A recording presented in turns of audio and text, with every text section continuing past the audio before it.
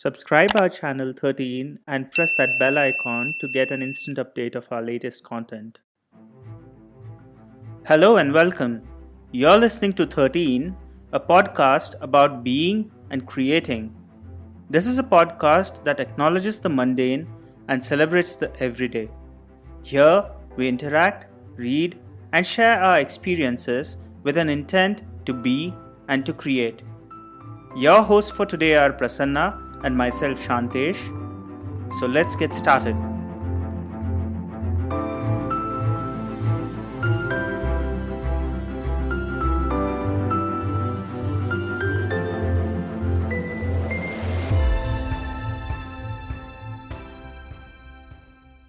Today's episode, The Art of Shaving, is literally about that. I'll start with narrating a personal experience that is banal and yet in a way profound, and it has left a deep impact on me. This is one of those pre COVID times. I usually prefer going on a weekday to my hairdresser to avoid the rush. But I desperately needed a haircut and it was a Sunday morning. So naturally, I was dreading to pay him a visit. This is something people from this part of the world will understand. You see, Sundays are extremely busy days at a barber shop, and one may have to wait for a long time until they get to their turn. Usually, a barber shop has about 5 or 6 chairs, and there's one hairdresser assigned to each of these chairs. That Sunday, about 2 chairs were unattended. That meant two of the barbers were on leave, and so waiting longer for my turn to come. In the next hour or so, when I was sitting there, I was observing the barber opposite to me. He was particularly calm. The customer whom he was attending had just settled in. He had a stubble, perhaps of a week or so. The barber carefully examined his face. He then pulled out a clean towel and wrapped the customer's front upper body. And then he went from across the hall, got tepid water in his shaving bowl, then the shaving brush, shaving balm, razor, blade, aftershave gel, and all sorts of things that he needed, and he neatly arranged them in a certain order within his arm's reach. I was observing this and wondering that the barber had all the time in the world. Doesn't he want to finish his job and move on to the next customer? But the barber was at his own pace. He was neither desperate to finish his job, to address as many customers as possible, and to have a fat profit, nor was he in any stress looking at the growing queue in the waiting area that had now started spilling outside his shop. After he was all ready to start, he soaked the customer's face wet with the tepid water from the bowl, waited for a decent 30 seconds, and then started lathering his face. The barber must have easily taken about 3 minutes just to lather his face. I was observing him shave this guy, and while doing that, he was completely immersed in the activity. The world around him seemed to have stopped. He then took out the razor, disinfected it, inserted the new blade, and then carefully and meticulously started running it on his face. The barber took good 12 to 15 minutes to shave this guy. Finally, when my turn came and I had my hair cut, I also decided to get a shave. Not that I really needed one, but I wanted to experience this barber's pace. He was unmoved and very calm despite the waiting customers who were constantly chatting on their phones. Time and again, we experience similar situations and we feel pressurized, particularly into our work or professional life. A few additional calls or meetings or a few tasks line up, and many of us start palpitating. This doesn't stop there. We also get that back into our personal space, into our relationships, and into our own heads and let that affect us. This barber was different though. He was in the process of slowness. Despite the rush around, he was almost stoic. Ever since that experience, I have shaved quite frequently, and not just that, but also did it with my total involvement and patience, each time remembering him. Who would have thought that running the blade on one's face each morning can also become joyful? But this whole incident raises an important question. Why are we in this hurry, in this constant state of rush? So, Shantesh, the experience which you shared about your haircut and the shaving experience, I completely get that the barber, for him, business matters, and for maybe his other partners, they all will be observing him. But still, if you see the difference between the number of haircuts or the number of shavings he will do in that day, vis-a-vis someone else who is doing in a hurry, who is not being there. So when we are talking about hurry, we are not saying that slowness is about doing things in a delayed way, or doing things not on time. We are not talking about that. So as you rightly said, slowness is all about being in that act, like mindfully doing each and every activity, fully enjoying there. And uh, there is a lot of freedom. There is no rush when we are saying, or there is no hurry when we are saying it. It also talks about a lot of freedom. And when we talk about today's world, the question which you raised about why are we in a hurry, now that is the question which we all have to ask ourselves. Especially this particular pandemic has given us that opportunity to reset the whole thing. If we look just as an interval, this pandemic as an interval, so there is a pre-interval period and then there is a post-interval period. So if you look at these two things, we will be very clearly able to see in this interval what has happened in the first part. And we can very easily point out that how sometimes mindlessly we were doing activities, sometimes we were doing it for the sake of it, sometimes we are doing it because someone else told us to do it. We don't even know why are we running behind something which was someone else's goal. So the rat race and all we keep talking about, but I was not even aware at times that why am I running this race in the first place? Just because the two people who are ahead of me and two people who are behind of me are running, and so I am also running. So that's how this whole rush, as we said, or the fastness without being mindful comes into place. Yeah, I mean, right with this example of pandemic and working from home, within my family and my friend circle, I see that they're spending more time on the screen than they did while they were working from an office premise. And I believe this has changed the entire working experience and it's most likely to stay even post pandemic. What is astounding in this is that I find certain things being dealt in an unorganized manner, and not just by an individual but even as an organization. What I mean is that long hours are spent on calls and coordination, and that is leaving very little room and energy for each individual to later complete their task, and that leaves them drained. Of course, it's not their fault. I mean, one fine day, all of us were thrown into this system of working from home indefinitely, and none were really prepared. But here, in this context, it becomes absolutely necessary that we take a pause and really look at how we are working. At least organize ourselves in a manner that we are more articulated, clear in our head. Otherwise, Prasanna, no matter where I'm working from, even if I'm sitting by some beach in Goa or somewhere in the middle of serene mountains in Himachal, let's say, because now we can work from anywhere. And imagine when I'm working from there, and while the world around there is going at its own pace, and you're in possibly the most soothing setting, and the mind is racing. And that to me will be a total disaster. But here is also an opportunity to catch ourselves in this act, pause and find out ways and use this as a chance to maybe reset ourselves Yeah. and then try and bring that experience of slowness into within and see how that can be achieved. And I think we have to inquire into that.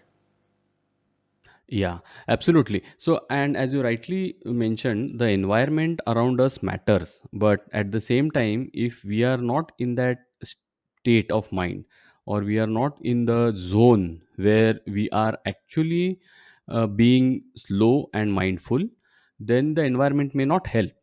And on the contrary, as you rightly said, there might be a situation where, maybe take an example of a traffic policeman. Now traffic policeman might be standing in a chaos. It's a complete chaos around him, but still he is absolutely doing what he is supposed to do. His focus is on whom to let go, whom to stop, where to see, how to catch a person who is not adhering to the rules. So he is fully being there, he is in his role, and he is absolutely slow again.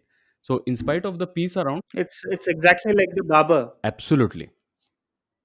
So that's how we want to look at slowness. I think when we are inquiring about slowness, we can clearly see how it can be brought in our life, especially as you mentioned during the pandemic, when people are working from home or they have the liberty to choose their time slots. Most of them have today's day, and there is the commute which is not as much as it was in the past. So I think with all those factors, you have the flexibility to design your day, and when you are designing your day, it slowness becomes an extremely critical and important element to be considered in that design. And if you are designing your week and your day with slowness as an important factor in that, I am sure you are headed towards more mindful living. Yeah, and I think it's rightfully put because there's a direct correlation between being mindful and being slow, or rather experiencing this slowness. And now, to look at how we take our otherwise mundane activities, we can start really with smaller things. You know, last Sunday I was doing the dusting in my home, and we have a lot of these small collections of souvenirs and items from our travel excursions. Now, as much as they are very dear to us, it's a task to clean them up. So, here, as soon as I was daunted by this activity, I was able to catch myself, and I took the opportunity to exercise slowness. I What I did was I got that dry and the damp cloth, the cleaning spray, and put a little mat and sat down, settled in there, and without really worrying about, that I have to finish this, and there's still so much left, or any of that sort of thing. I was able to be there and clean each object, one object at a time. The task here for me was not time bound, but rather quality bound, you can say. I was seeing that I was sometimes feeling the gush to rush, but then to pause and acknowledging that I can do this at my own pace, and there's no need to rush, uh, allowed me to experience slowness. And that to me brought a total involvement in otherwise mundane, and I'd have also termed it as a boring activity. This slowness is not about the physical slowness of doing tasks slowly, but mental and inner slowness, I feel. Because although I felt as really slow, at the end of it, I had taken almost the same time, maybe a couple of extra minutes, but I think they're worth the price to pay to not feel jittery, isn't it? What happened was the entire experience of doing that activity altered. My bias that this is a dreadful activity had disappeared by the end of it. And I realized here that the whole idea is to focus on this task at hand and to not think about the task that was done or the one that is about to come. Just being in this moment, I think, really helps here. And once you're mindfully present into this activity, uh, into this moment, I think slowness or the experience of slowness is inevitable. Yeah, and to start with, like a beginner, if someone wants to experience being slow, it is not required that you have to do it throughout the day or for most part of the day. One can choose to take one single activity as a phase one activity and maybe focus there. Like, for example, in his book, The Art of Living by Thich Nhat Hanh, who is a monk who has written about a very simple activity of having a cup of tea with his other monks around. And that whole ritual of having a cup of tea, in the process of being there, completely mindfully experiencing and every moment of having that cup of tea, experiencing the cup, the warmth of it, the taste of tea. So the whole surrounding and the internal experience of the thing is something one can do. So my point is that one may not have to stretch their whole 8-hour working day as a slowness zone or a slowness period, but one can start choosing small activities, very daily mundane activities, as the example which you started with about shaving, Shantesh. I think something like that can also be a very good start, which otherwise is a very daily chore kind of a mundane activity. No one likes, most of us don't like doing shaving, so we try to ignore or avoid shaving. So, or we do it just because we need to comply to it, and we push ourselves for it. But that same activity can be enjoyed, and then you start finding different layers inside that activity. Yeah, I mean, it can be anything, like for people with no beard or who don't intend to shave, it could be brushing their teeth, or really just about anything. Uh, that's something that we are just trying to push through and get it done, no? Just to be with that kind of an activity and to do it with our total presence and then observing what happens. Right. Now, before we complete today's slowness episode, I would like to come to one particular scene from the movie Court. It's a Marathi movie which is based on the scene of Court. If you see there, there is one particular scene where the court is going on holiday. So the court is getting closed for the vacations, court vacations, and the process of closing the court, like each and every participant who was there in the court, who was in discussions and debates, they go out. The lawyers move out, the judge of course moves out, the rest of the people who were sitting as audience inside, they slowly start moving out. And then you see the person who is cleaning, the janitor, he comes inside. He one by one closes all the windows, so you are seeing the camera is still on, the audience is watching. There is nothing else happening except the janitor closing each and every window first. Then he is putting all the things which were there on the table in line. He is keeping the pens, the pencils, the papers, all those things are rearranged. He closes the rest of the doors, and then he goes out and closes the main door. That whole scene, if you experience, it is a kind of experience of slowness where otherwise it would have not been a scene at all in any other movie. A court is gone on vacation, that's the end of it. But then if you see the whole process of showing the closure of a court for a vacation in a very slow way is a very good example. And if one can note or see that particular scene, it is really an inspiring scene. Absolutely. Court is such an amazing film, but I think it has its niche audience, right? I remember this scene that you are referring, and I'm remembering this particularly in the context where some of my friends were watching and they were wondering what's actually going on. Why is this scene not ending? And I can see where it comes from. I think it was quite necessary to depict in the film and to show how a court really functions. Also, the director took the liberty to slow down and kind of run through this entire sequence and actually allow it to be there at its real pace. And he completely hooks the audience to that scene. And for those of you who haven't watched this film yet, it's something that you should look for during this weekend. As we complete our today's episode, we'd like to bring your attention to this instance about my friends that I mentioned that while they were watching the scene, they were simply not able to be comfortable with its pace. It's not just about those friends and that scene per se. Almost all of us find it difficult to hold ourselves through such moments. And I think that's where we should ask this to ourselves. Why? Why can't we be with it? Why can't we enjoy the moment as it is happening? Why are we in this state of constant rush? I think that's an inquiry that we should look into. Thank you for listening.